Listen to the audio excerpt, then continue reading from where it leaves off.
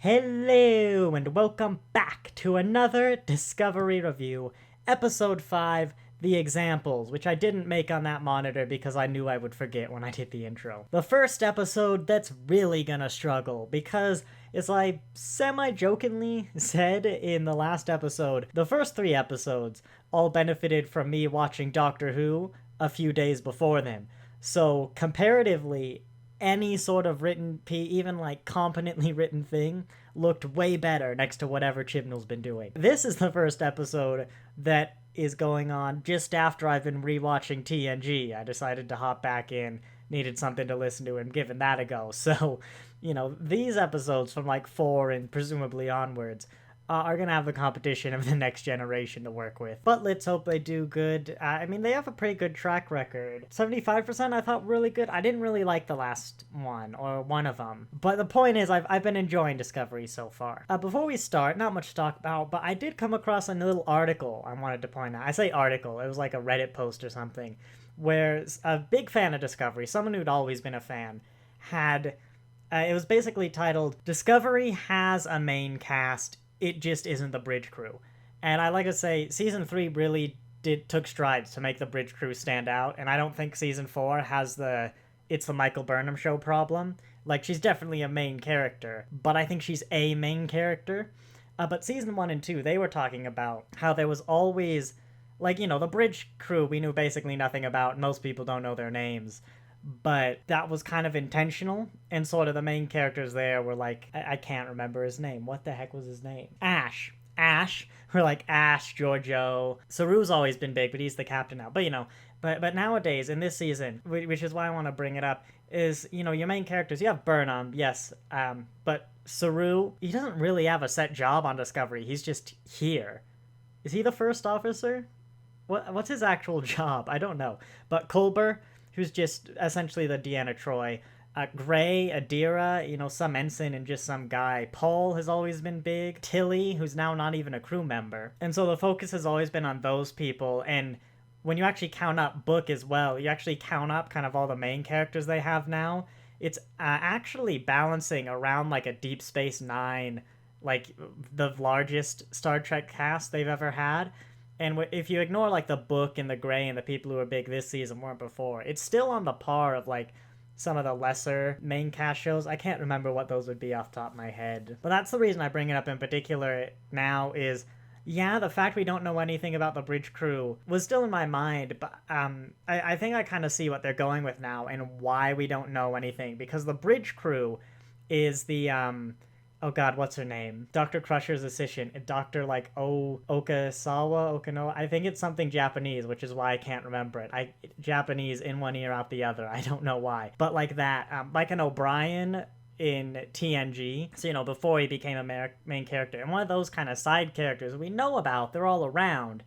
It's just they happen to be the bridge crew this time. I think they do still need to do some development. For example, the Chief Medical Officer and the Chief Engineer, who were 2 people who we literally do not know who they are. And you might point out that one lady, who's like Culber's superior by rank, and we don't actually know she's the Chief Medical Officer, that's just speculation. And I'm kind of assuming Reno might be the Chief Engineer. I don't really know. But the point is, at best, these characters have been explained so little that we don't even know if they are, like, the chief position. And at worst, they literally have not been introduced in... I actually have it here. This will be the 47th episode of Discovery. And if you count the short treks, it's actually even more. But in essentially 2 seasons of, like, TNG, Deep Space Nine, Voyager, we still have not met these people. And, probably focus a bit more. Season 3 was great. They had 2 episodes, and one of the best episodes of Discovery by far was the one where they went to Book's planet in season 3, because it gave everyone something to do. But yeah, I just wanted to highlight that, because I thought it was interesting, and I think it might be a legacy thing. I don't think Kurtzman was at charge at this point, but when the whole point of Discovery, if you remember, was it's about the first officer. It's not about that command. Kind of like what Lower Decks is doing, but to a lesser extent. Well, I think it might be an intentional choice to... The bridge crew are side characters, not actually major characters. And I think that again, season 3 and season 4 really getting the feel for Discovery. So they're doing that well now. Not perfectly, but well and a lot better. And season 1 and 2 was just another failure of like not having enough cast to prop that up or whatever. I'm not a writer. I don't know why these things don't work, but it's not too hard to tell when they don't work. But yeah, I thought that might help some people just shake maybe one of the lingering problems they have with Discovery. And without further ado, let's get into the examples. Episode 5. I'll see you then, now. I never learn how to do these. Right, so here's my 3-part plan to this sentence. First off, I like that episode. Second off, the hook. I think I've used Scooby-Doo to solve who did the DMA. Third, I started off with I like this episode because I got a rant about the 3 major glaring plot holes. Okay, maybe plot hole isn't necessarily the strongest word for some of them. They're not, like, ruining, but they're major. And I'm actually gonna go in reverse chronological order because it's increasing severity order. So let's start with the first one. A guard. What? Be quiet. Shut up, prisoner. Nah, I've got this thing, this memory thing I gotta return. Let me just get it out. Freeze, prisoner. Shoot me. I don't care. I'm doing punitive stuff. Just let me get... I said freeze. It's like, no.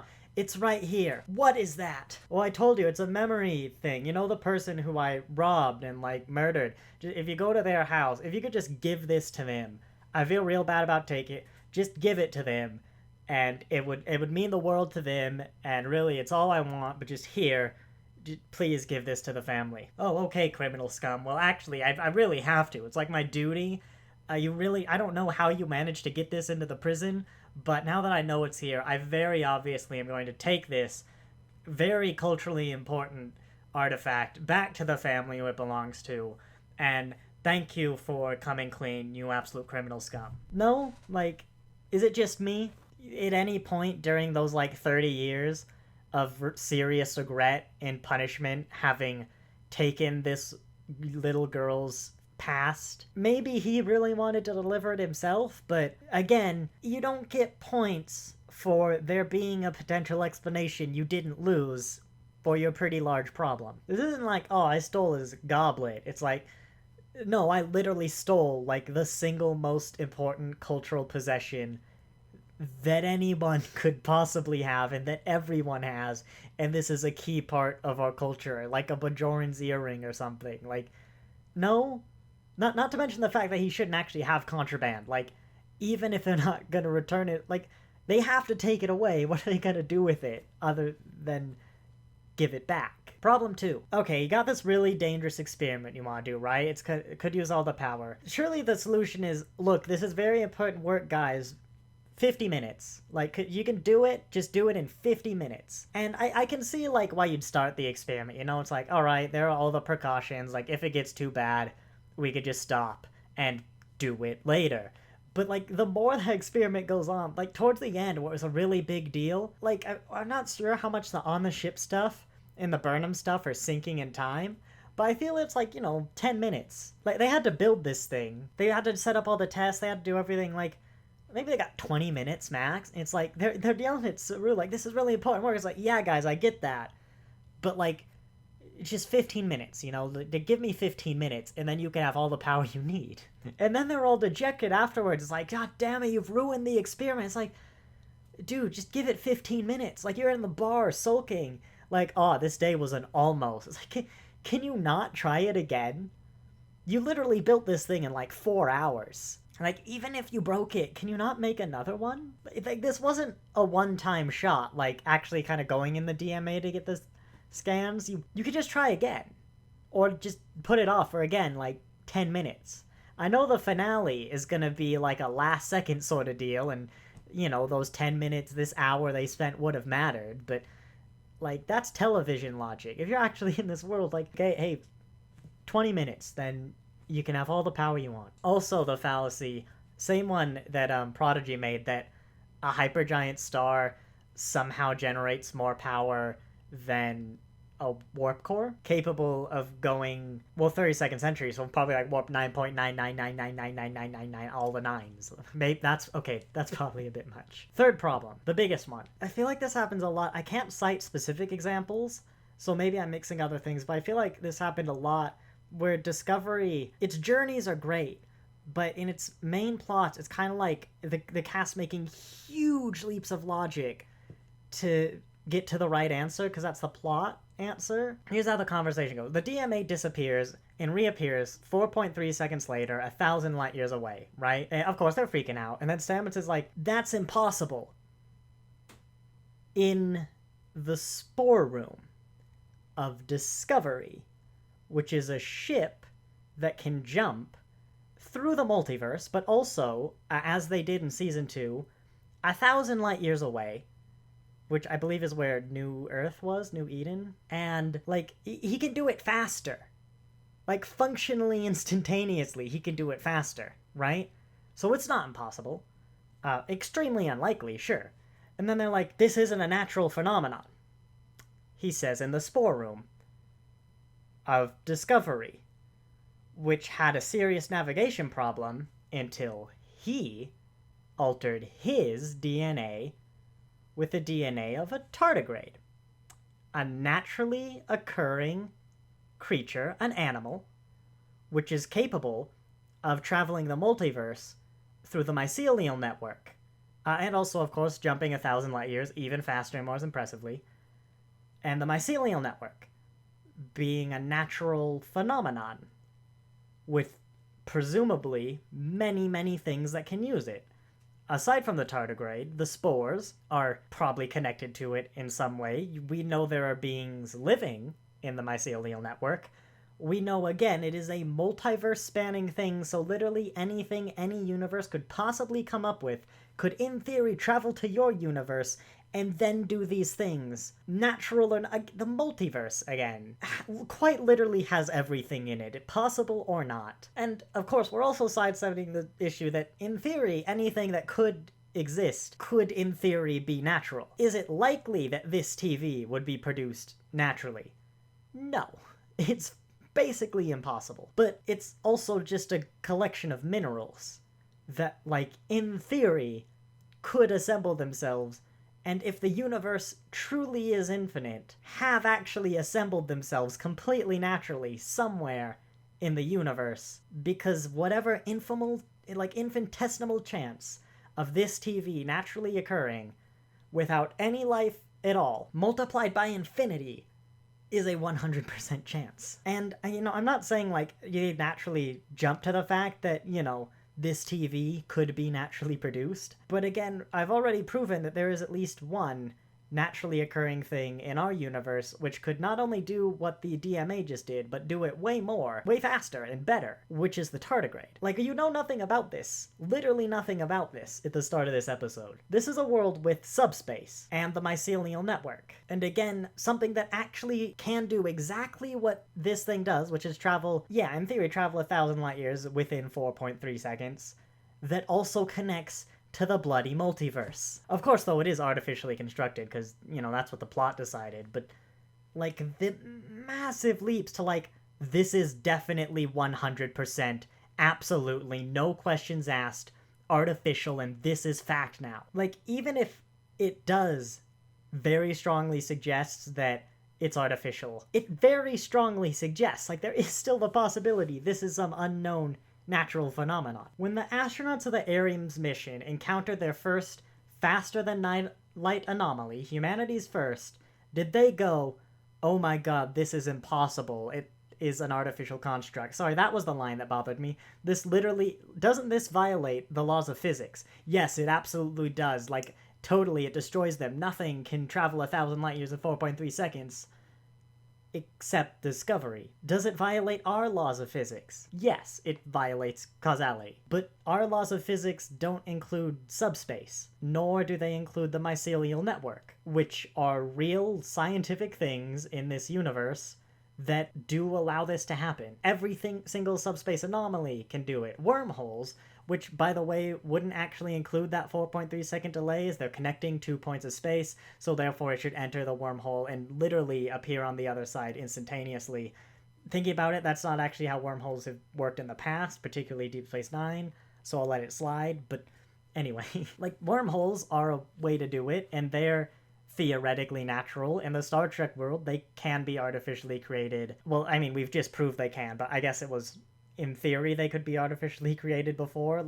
No one actually had been proven to have done it. I think I've made my point, that huge leaps of logic to get to the... Like, it's not that it's a leap of logic, it's that it became fact instantaneously, rather than, hey, this thing might be, and in fact probably is artificial, but it could also be some previously unknown anomaly.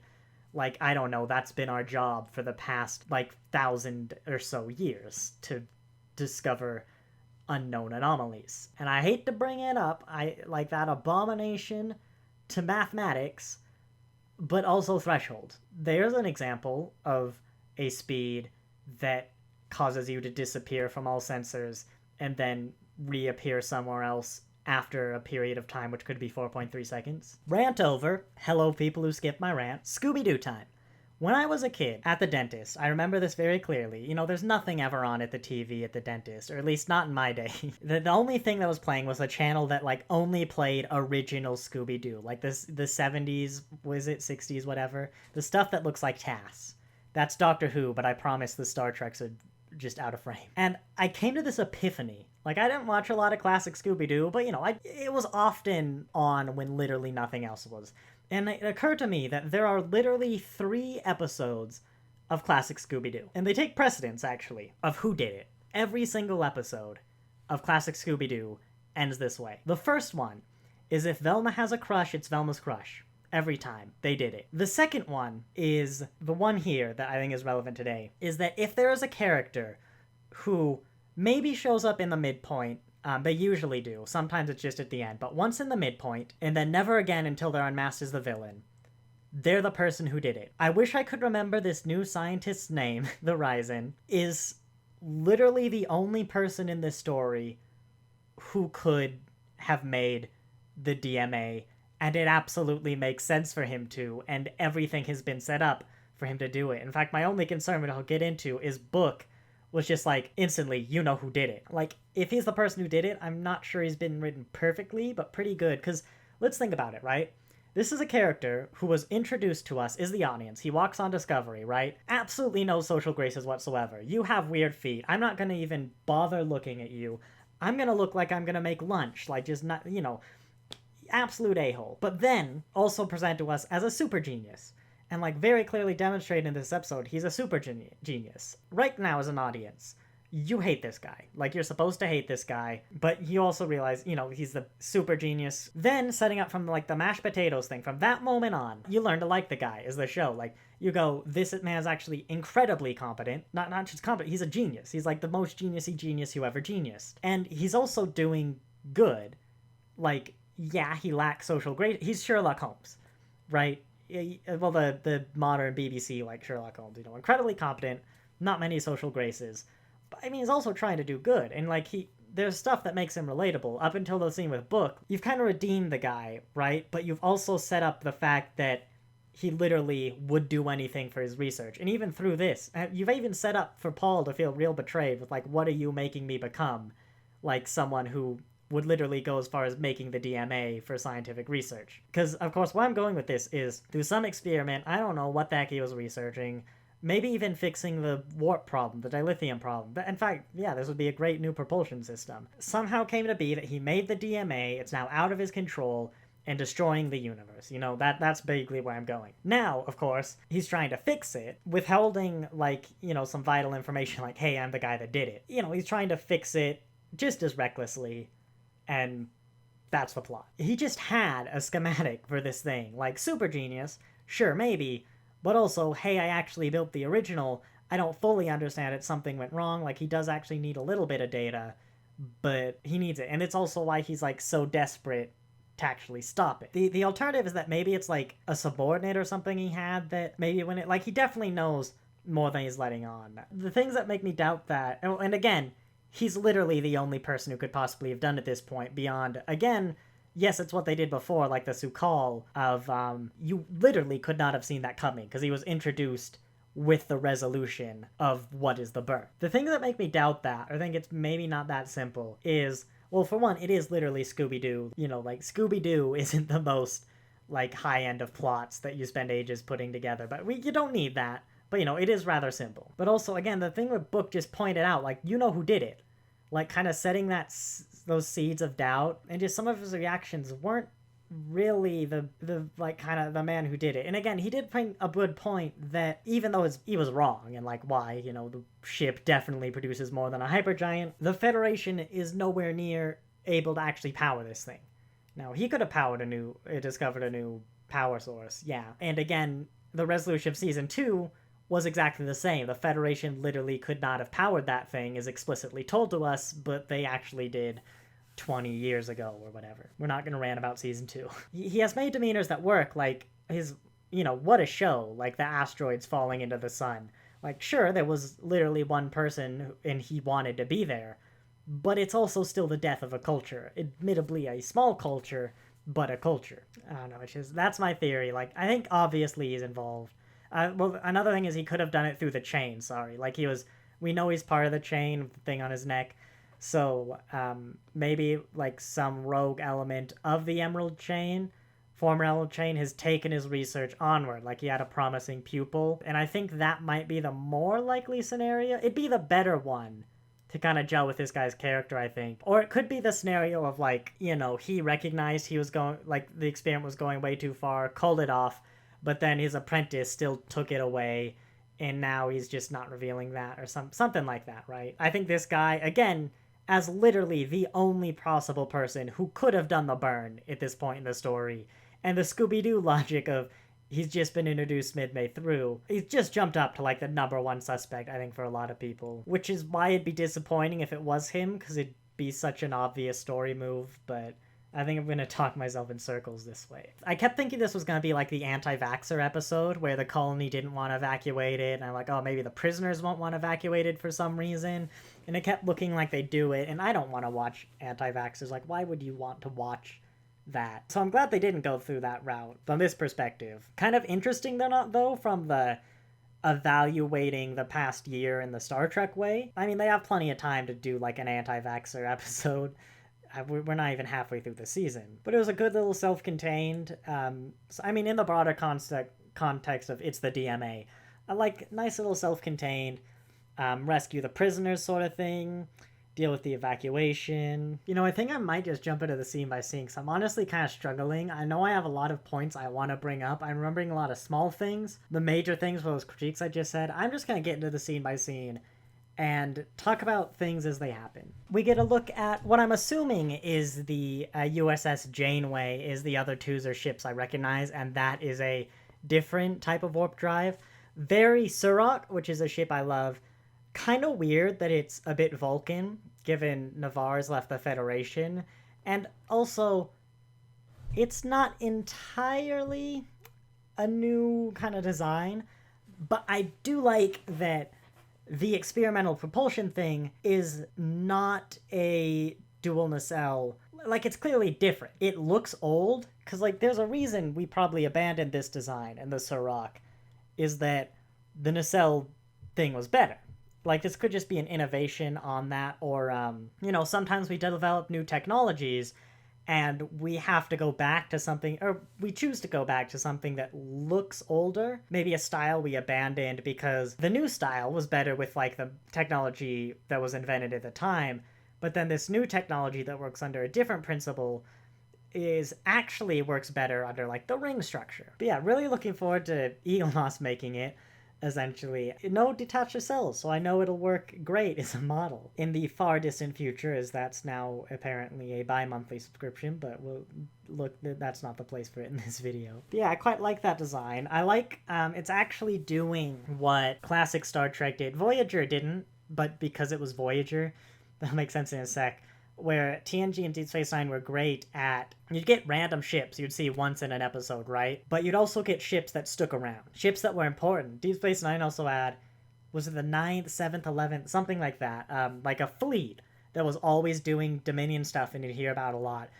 There's also ships you probably know. The USS Hood. The Bozeman is a great one that, of course, comes up in an episode, but then you constantly hear about it doing things like fighting the Dominion War and everything. But yeah, the Hood is an Excelsior class we see a lot. It's always an Excelsior class. It comes up a lot. You know, it's doing that. So, like, you know, the USS Janeway, we've heard a lot. Like, it's popping up a lot. Well, I mean, this is the first time we see it, but we hear it referenced a lot. And I feel there's other ships. I mean, again, the names are all escaping me. But, like, this is a fleet. You know, we'll get the random ship that pops up every now and then. But, like, Discovery isn't the only hero ship jumping around doing everything. We're also hearing about these other ships that are having maybe just an uncommon number of encounters or also in the same area that are like also being referenced a lot. And I really love that. It's a great little world building tool where, of course, not every ship is like that, but particularly with a Federation fleet so relatively small. In fact, assuming Archer Space Dock is like the only space dock they've had since the burn, really. Like, yeah, there's only got to be a small handful of Federation ships. And growing rapidly, of course, but yeah, we should be hearing about a lot of these ships, and I love that they're doing that. I'll say it was weird to have Stamets' explanation of why he doesn't like Ryzen scientist guy after the scene where it almost looks like he's throwing a bit of a tantrum, or he's like, I'm putting my pride over the fact that I want to solve this anomaly above the lives of the entire galaxy. And them's like so resilient to it. It's like, I mean, once he explained, he's like, oh yeah, that's a great reason. But as an audience, I'm like, and as Vance as well, and like Burnham, everyone in that room, it's like, Stamets, what the heck is your problem? You're just being petty and selfish here. And like, just have this scientist guy come help you. Come to think of it, can they not just like, they have tardigrade DNA like on record. Can they not just make it? Like, we could make DNA, like, not with a lot of accuracy, and it would take us a lot of goes to get like a full strand completely right, but we could just make DNA to look however we wanted, in theory, and this is 1,000 some odd years later, almost 1,500 years later, with genetic engineering, mind you. This is actually a world where we had genetic engineering like 30 years ago. They can't just make tardigrade DNA and start injecting people with it. I guess it technically is illegal by like genetic engineering laws, but those are also just dumb. I'm sorry, like, there are some good ones the Federation have, but again, they take it way too far.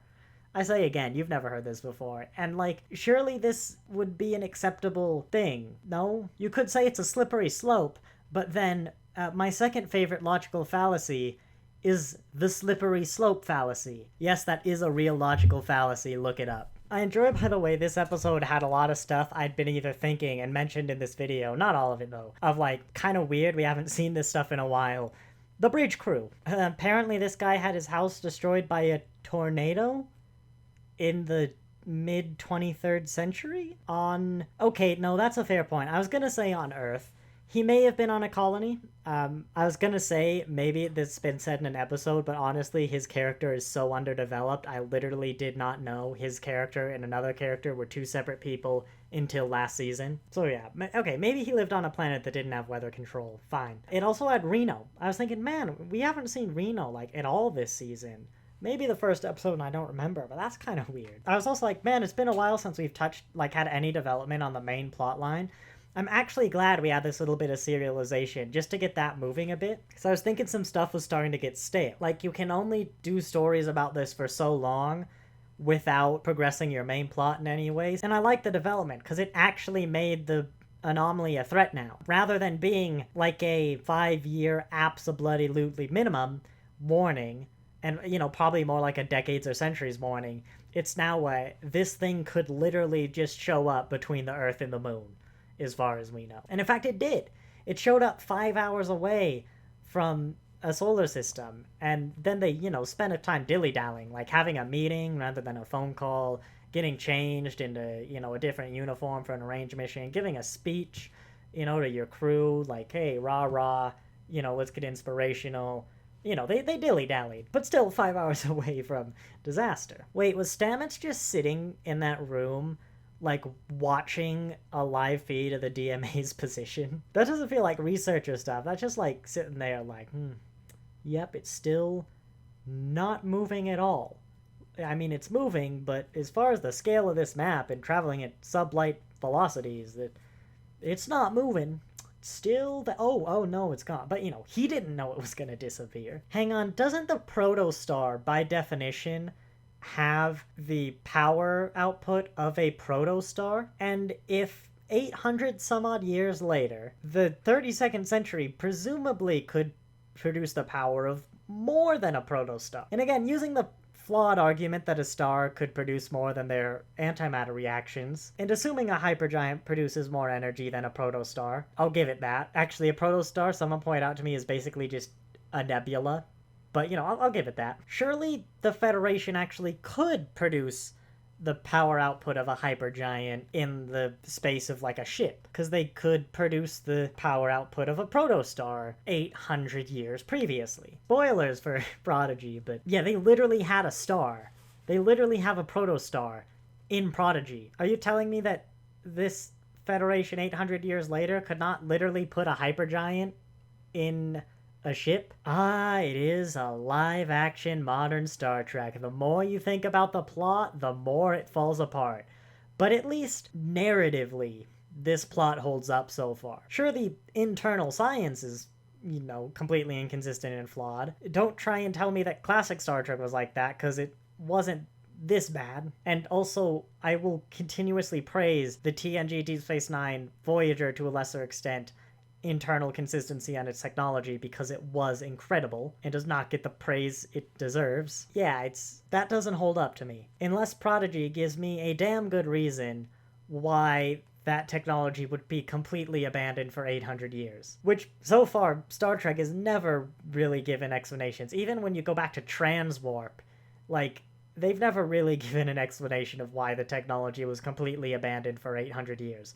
Although, in their defense, they do have transwarp in this century. They don't seem to use it, but I guess we do live on Discovery, where, they don't need transwarp. Look at this room, everybody. This is a room, a standard Discovery quarters, with absolutely no decoration, and it looks good. Why does it look good? The same reason I look good is because it's lit with white light. And it looks much better because it wasn't lit by an idiot or / artist.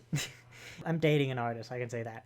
It was lit by human beings who use white light. Yes, this room is lit with orange light. I also don't like that fact. And by this room, I mean this room, not this room. They really made the standard sets better. Even the bridge, because I think part of it is that they're next to a sun, so they're like, oh, we've gotta light this, they've done that very well. Not just this episode, but the show in general. And so yeah, because their surroundings, they were flooded with white light, but it looks so much better, and I love it. And actually, it's giving me a lot of hope for Strange New Worlds. Picard's not gonna do it. Picard's gonna be dark as hell, in both tone and color, I'd imagine. But, yeah. I've just realized again, when they beamed down to the prison planet, I did go, that's weird. That's way bigger than I would have thought this asteroid complex actually was. But you know what I've just remembered?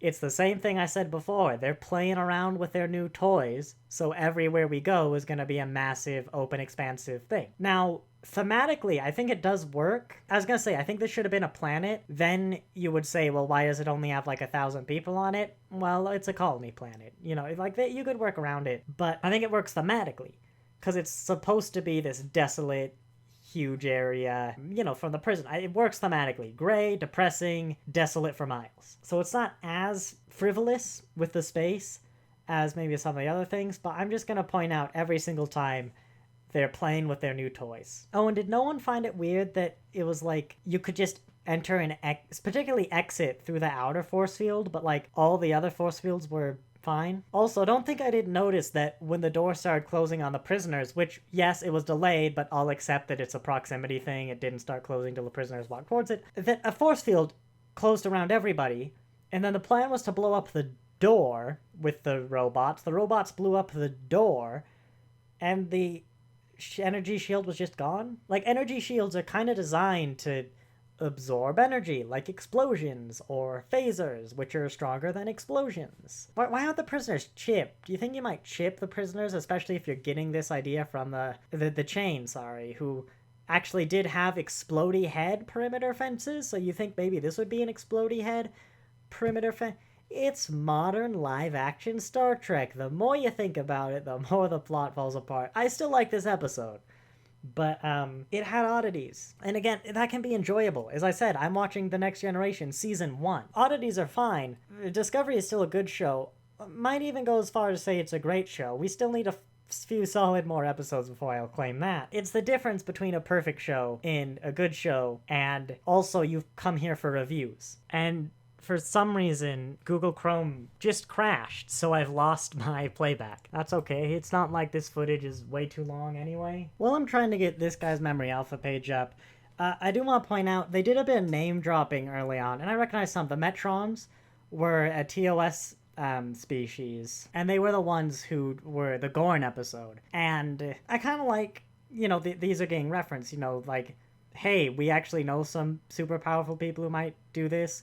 But it was almost a too fan servicey and way too hand wavy, almost like they Googled a list of just like old species. I'm sure the fact that there's been no contact with the Q continuum in 600 years is not going to come back to bite them at any point. And it's also kind of sad they left. The surviving remnants of the Iconians?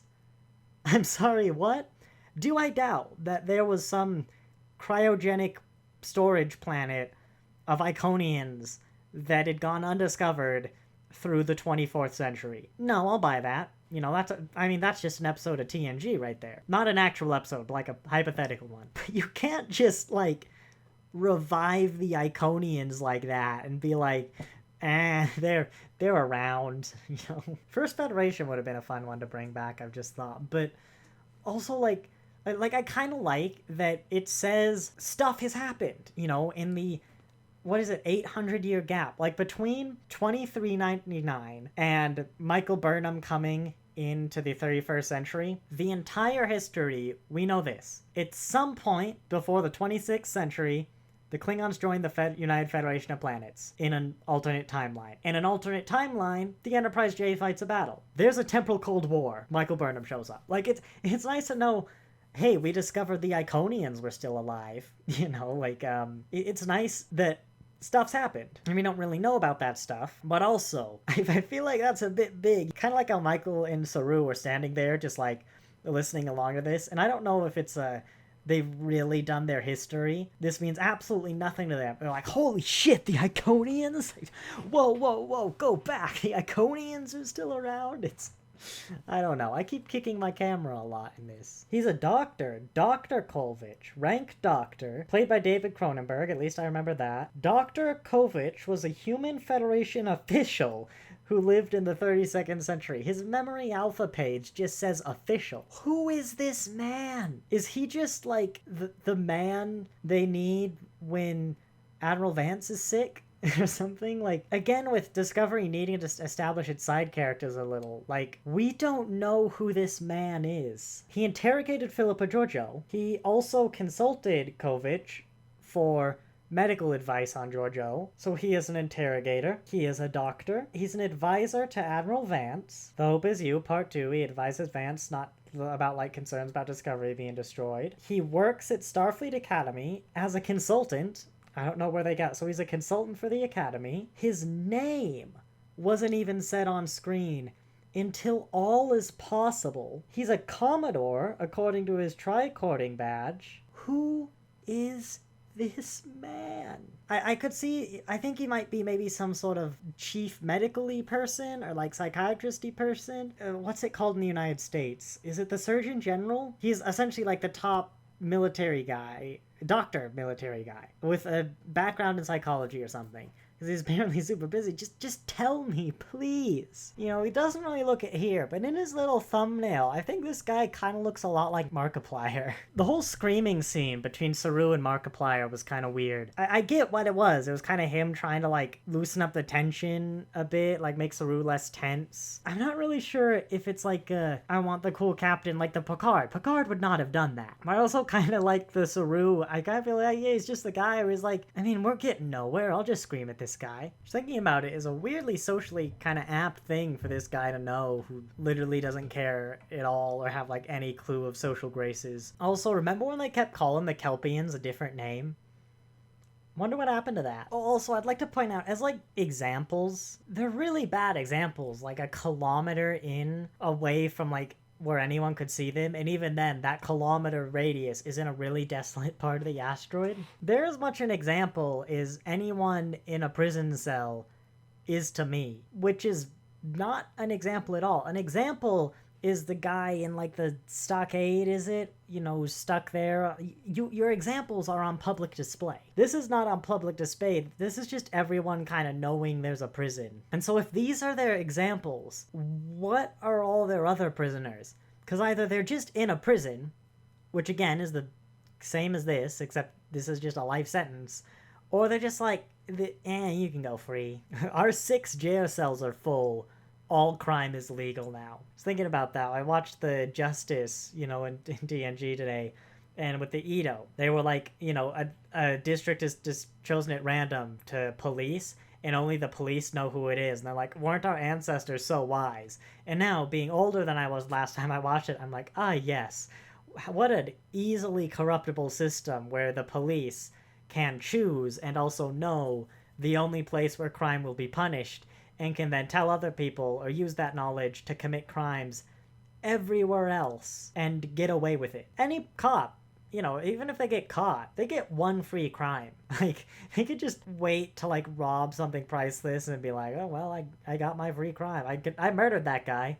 I said it so he wasn't in a place where I'd get punished. Like, yeah, I just don't see how this is more of a deterrent than, like, prison, which isn't a deterrent because otherwise we wouldn't have crime, because we have prisons. I did find it really weird Burnham didn't tell this girl what happened. For one, is she wants to honor this guy's memory, presumably the murderer guy. I feel he probably would not want her to know, but I don't think Burnham would recognize that. I don't think she'd know it. I'm not sure exactly where Burnham's stance would be on this. Like, either he had his time, like, this isn't really how Federation punishment works, but he had his time, or he's been punished too much, or just he's not that kind of person. He was desperate, he was clearly sorry. Might even help her a bit, like, hey, your father wasn't murdered by like some crazy maniac. The guy actually feels real bad about it, like he wishes he could do differently. Like, I don't know, I just felt it really weird Burnham didn't share that piece of knowledge for either selfish or selfless reasons. It really sounds like I don't like these episodes, but again, it's I told you I really liked it, and I'm done there. I highlighted some reasons why I liked it, but they're really easy to say, oh, I like this because of this reason.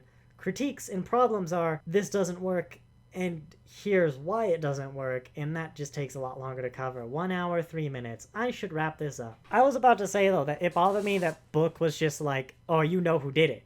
Like, he sensed that nothing about this guy. I mean, he did give some logical reasons, but I was actually going to say he's an empath, isn't he? He's not quite the sensing emotions kind of empath like the Troy, I don't think. Yeah, that fixes it for me. And with that, I think I'm going to wrap it up there, because I've got to edit this, and I don't really want to, but I got to do it. So, thanks for watching. I hope you enjoyed, and I'll see you next week for another Discovery Review. Episode 6. The title wasn't on Memory Alpha before I started recording.